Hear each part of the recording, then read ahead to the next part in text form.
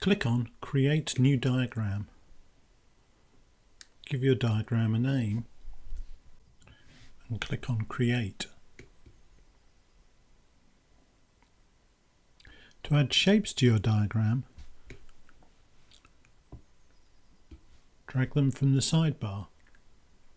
You can change the colours and style.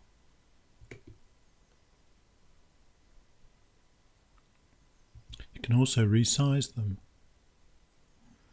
Double click inside and add text.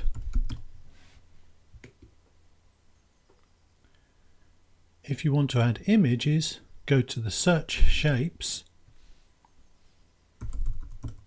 type in your search word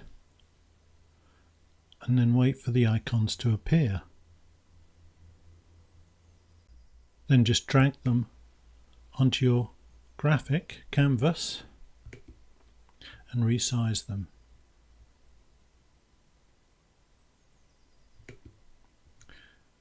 When you finish creating your graphic, go to File, Export As, and select either PNG or JPEG.